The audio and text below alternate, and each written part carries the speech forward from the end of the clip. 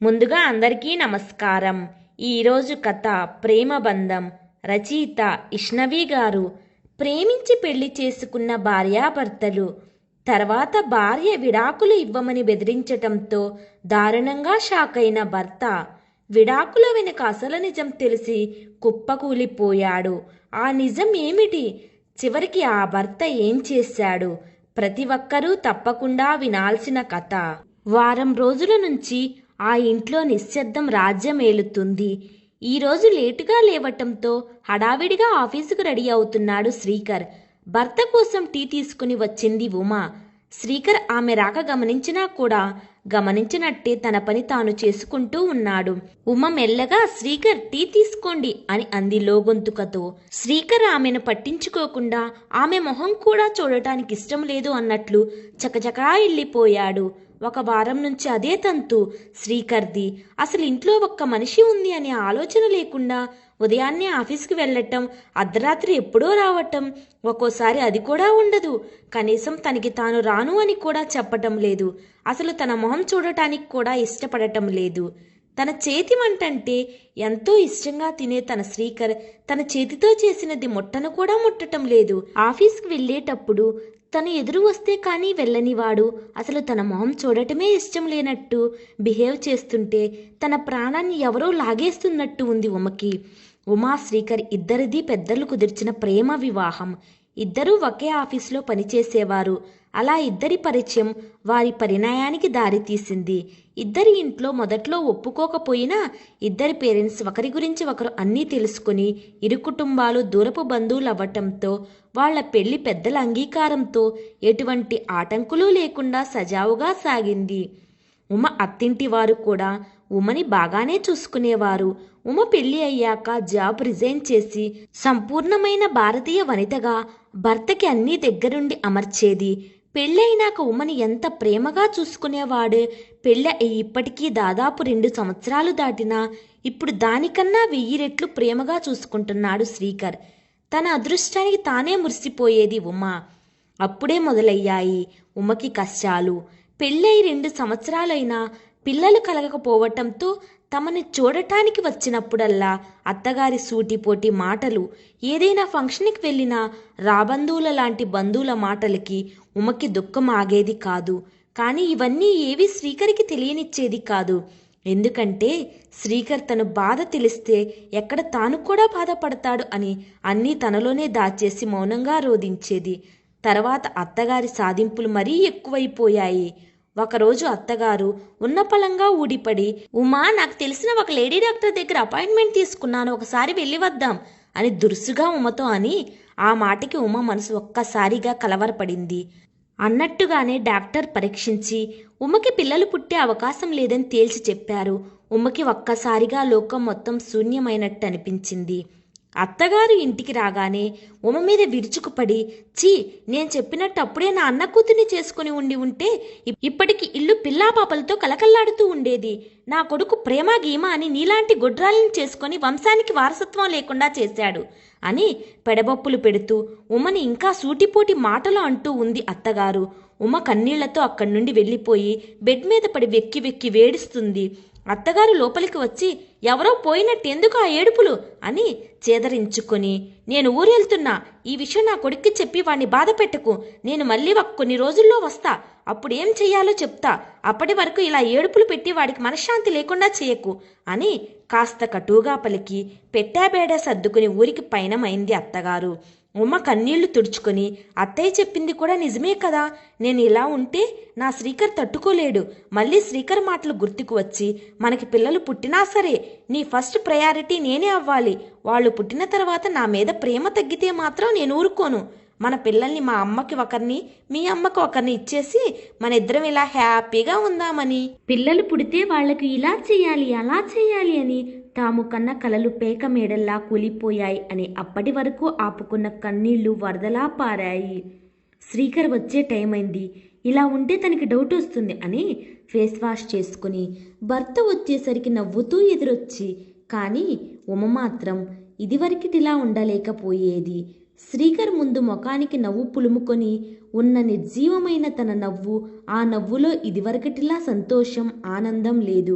ఆ తేడా శ్రీకర్ గమనించకపోలేదు. ఒకరోజు మనసు ఉండపట్టలేక ఉమతో, ఉమా ఏమైంది నీకు?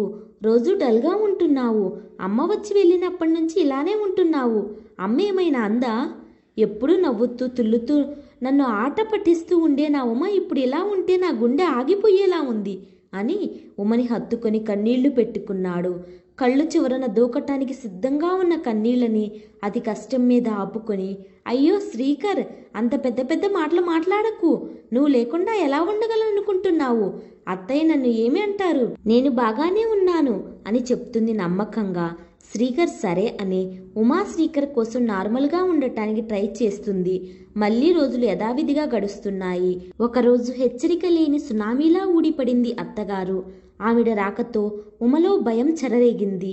అత్తగారికి టీ అందిస్తూ, మామయ్య గారు ఎలా ఉన్నారు? ఆయన రాలేదా అత్తయ్య అని మర్యాదపూర్వకంగా.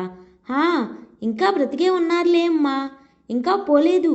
నా కొడుక్కి పిల్లలు కలగలేరని తెలిస్తే ఇంకా ఆయన ఉన్నా లేనట్లే అంటూ ముసలి కన్నీళ్లు పెట్టుకుంది అత్తగారు. అత్తయ్య అలా అనకండి. ఇలా కాక ఇంకెలా అనమంటావు? ఉన్న ఒక్కగానొక్క కొడుకుతోనే వంశం ఆగిపోతుందని తెలిస్తే ఆయన ఏమైపోతారో ఏంటో. నా కొడుక్కి ఈ విషయం తెలిస్తే వాడి గుండె ఆగిపోతుంది. వాడికి ఈ జన్మకి నానా అని పిలిపించుకునే యోగ్యం లేదు అని ఉమని నానా మాటలు అంటూ లోపలికి వెళ్ళి డోర్ తడాలన వేసుకుంటుంది. అలా ఈవినింగ్ టైంకి ఉమా డోర్ కొడితే, ఏంటి విసిగిస్తున్నావు అని విసురుగా డోర్ తీసి అంది చిరాకుగా మొహం పెట్టుకుని. స్నాక్స్ టీ ప్లేట్ చూసి, సరే అవి అక్కడ పెట్టి తగలడు అని మొహం చీదరింపుగా అంది అత్తగారు. ఉమ మొహం చిన్నబుచ్చుకొని సరే అని అక్కడ పెట్టి వెళ్ళిపోయింది. సాయంత్రం ఆఫీస్ నుండి వచ్చిన శ్రీకర్ అమ్మని సడన్గా చూసి ముందు ఆశ్చర్యపోయినా, అమ్మా ఎప్పుడొచ్చావు? నాన్నగారు రాలేదా అని ప్రేమగా అడుగుతాడు తల్లిని. ఆవిడ సీరియస్గా ఏమీ మాట్లాడకుండా రూమ్లోనికి వెళ్ళి కొన్ని పేపర్స్ తీసుకుని వచ్చి శ్రీకర్ ముందు విసురుతుంది. శ్రీకర్ ఆ పేపర్స్ చూసి ముందు షాక్ అయ్యి తర్వాత కోపంతో కళ్ళు ఎర్రపెక్కి తల్లివంక బాధ కోపం కలిసి చూస్తూ ఉంటాడు. శ్రీకర్ ఎందుకు అలా తల్లివంక కోపంగా చూస్తున్నాడు అని ఉమా శ్రీకర్ చేతిలోని పేపర్స్ చూసి స్థానువుల ఐ కింద కూలబడిపోతుంది. శ్రీకర్ కంగారుగా ఉమని తన చేతులతో పట్టుకుని తల్లివంక కోపంగా చూస్తూ, అమ్మా ఏంటిది అని ఉమా చేతుల్లోని పేపర్స్ తీసుకుని విసిరేస్తూ, చూస్తే తెలియటం లేదా? అవి డైవర్స్ పేపర్స్ అని ముక్కు పుటాలు అదిరేలా చెప్తూ, అవి డైవర్స్ పేపర్స్ అని తెలుస్తుంది, కానీ ఏంటి సడన్గా ఇది? ఇప్పుడు ఏమైంది అని నువ్వు డైవర్స్ పేపర్స్ తెచ్చావు? సడన్గా ఏమీ లేదు, నేను అన్నీ ఆలోచించుకుని నిర్ణయం తీసుకున్నా. నాన్నకి ఈ విషయం తెలుసా? తెలుసు అని అంది దురుసుగా. కానీ మాకు డైవర్స్ ఏంటి? అది మా పర్మిషన్ లేకుండా. అయినా మేమే గొడవలు పడుతున్నామా? లేదు. మరెందుకు? ఎందుకంటే నీ పెళ్ళానికి నిన్ను జీవితంలో తండ్రిని చేసే యోగ్యం లేదు కాబట్టి. నీతోనే మన వంశం ఆగిపోకూడదు కాబట్టి. నీకు ఇంకో పెళ్లి చేయడానికి లీగల్గా నువ్వు తనతో విడిపోవాలని నేను నమ్మాను. అసలు ఇదంతా నిజం కాదా అబద్ధం? ఆవేశంగా అన్నాడు శ్రీకర్. అత్తగారు ఉమ టెస్ట్ రిపోర్ట్స్ శ్రీకర్ మీదకి విసిరేస్తూ, నేను అబద్ధం చెప్పినా ఈ రిపోర్ట్స్ అబద్ధం చెప్పవు కదా.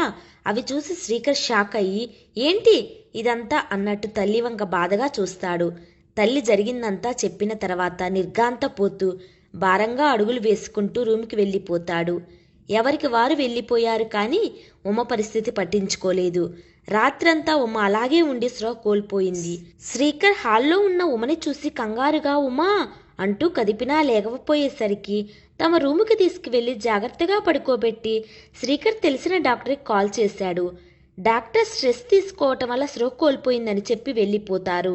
శ్రీకర్ అమ్మ కోడల్ని చూసి కూడా చూడనట్టు ఉంటే శ్రీకర్ భార్య కోసం వంట చేసి తనని చంటి పిల్లలా చూసుకుని ఆఫీస్ నుండి కాల్ వస్తుంది, అర్జెంటుగా రమ్మని.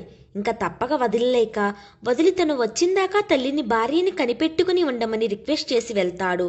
ఉమకి మెలకువ వచ్చి మెల్లగా లేచి హాల్లోకి వస్తుంది. అత్తగారు వస్తున్న ఉమని చూసి మూతి వంకర్లు తిప్పుకుంటూ, అమ్మాయి నీతో కొంచెం మాట్లాడాలి అని ఉమని కూర్చోబెట్టుకుని, చూడు ఉమ్మా, నేను చెప్పేది జాగ్రత్తగా విను.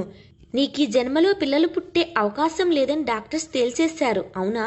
నీకు మాత్రమే పిల్లలు పుట్టరు, నీ భర్తకి అవకాశం ఉంది కదా అని చెప్తే, అత్తయ్య ఆయన లేకుండా నేను ఉండలేను, ఆయన నుంచి నన్ను దూరం చేయకండి అని కన్నీరు మున్నీరుగా విలపిస్తుంది.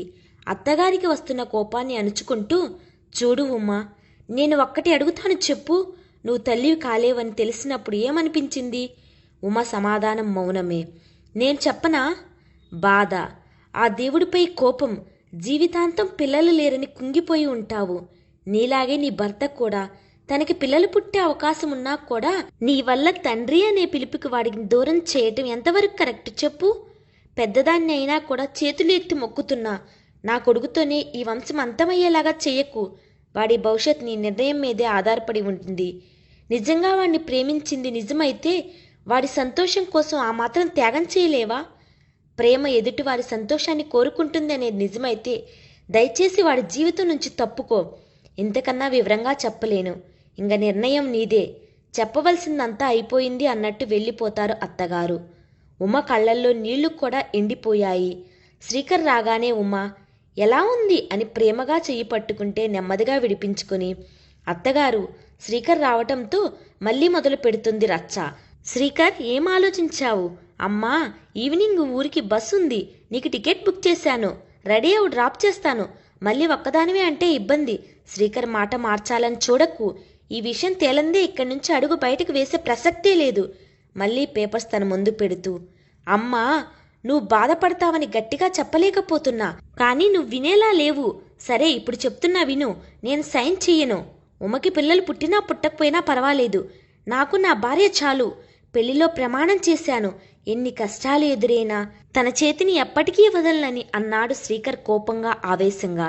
శ్రీకర్, నీతో ఆర్గ్యుమెంట్స్ అనవసరం. నోరు మూసుకొని దీని మీద సైన్ చే. నేను చెయ్యను. నేను చేస్తానత్తయ్య అని ఉమ ఫ్రాక్షన్ ఆఫ్ సెకండ్స్లో సైన్ చేస్తుంది. శ్రీకర్ కోపంగా, ఉమా, నీకేమైనా పిచ్చా? అవును, నాకు పిచ్చే అని అంతకన్నా కోపంగా, మీరెందుకు సైన్ చేయటం లేదు? ఏం మాట్లాడుతున్నావు? అర్థమవుతుందా? సైన్ చేయను. అలాగే నేను నీకు డైవర్స్ ఇవ్వను. అదే ఎందుకు అని నిలదీస్తుంది. ఎందుకంటే నేను నిన్ను ప్రేమిస్తున్నాను కాబట్టి. నా కడవరకు నీతోనే ఉంటానని పెళ్లిలో చేసిన ప్రమాణాలు. నేను నిన్ను మాత్రమే ప్రేమిస్తున్నా. పిల్లలా నువ్వా అంటే నువ్వే కావాలి అంటాను. చాలా? ఇంకేమైనా చెప్పాలా? కానీ నాకు మీ సానుభూతి, దయ అవసరం లేదు. ఏదో పెద్ద సంఘ సంస్కర్తలా నన్ను ఉద్ధరించే అవసరం లేదు. రేపటి రోజున పిల్లలు లేరని అనిపించి నా మీద మీరు చూపించే జాలి చూపులు నేను భరించలేను. అందుకే నాకు విడాకులు కావాలి అని పైకి కోపంగా పలికినా లోపల బాధపడుతూ, అత్తయ్య, ఆయనతో సైన్ నేను చేయిస్తాను. మీరు నిక్షంతగా వెళ్ళిరండి. అత్తగారికి హామీ ఇచ్చి ఆ మాటకి ఆవిడ ఉబ్బి తబ్బిపోతూ, సరే ఉమా, నిన్ను నమ్మి వెళ్తున్నా అని లగేజ్ ప్యాక్ చేసుకుంటుంది. శ్రీకర్ ఉమ వంక కోపంగా చూస్తూ, తల్లి వెళ్ళిపోయాక అర్ధరాత్రి అనగా వస్తాడు ఇంటికి.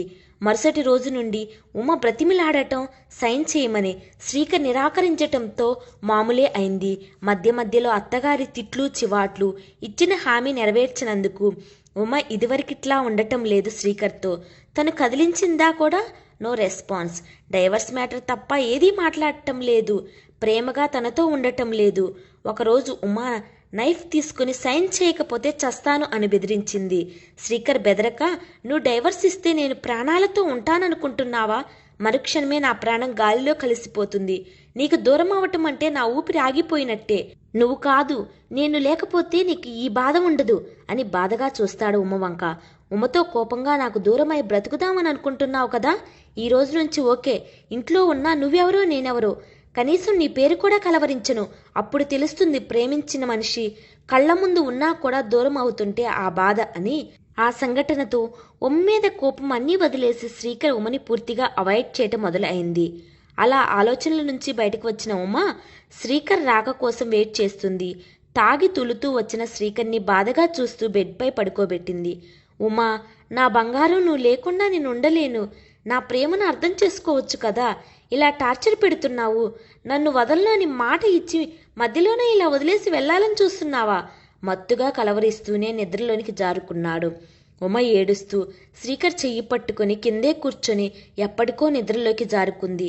ఉదయం ఫోన్ రింగ్ సౌండ్తో నిద్రలేచిన శ్రీకర్ కాల్ చేసిన మేటర్ని విని, సరే నేను వస్తున్నా, అమ్మ జాగ్రత్త అని ఏడుస్తూ కంగారుగా కాల్ కట్ చేసి, శ్రీకర్, ఏమైంది అత్తయ్యకు అని కంగారుగా అడుగుతుంది. అమ్మకి యాక్సిడెంట్ అయిందంట, ఇక్కడికే తీసుకుని వస్తున్నారు. ఉమని హత్తుకుని ఏడుస్తాడు శ్రీకర్. ఉమ కూడా షాక్ నుండి తేరుకొని ఏడుస్తూ అత్తయ్యకి ఏం కాదు శ్రీకర్ అని తను బాధపడుతున్న భర్తని ఓదారుస్తుంది. ఇద్దరూ హడావిడిగా హాస్పిటల్కి వెళ్లేసరికి అక్కడ శ్రీకర్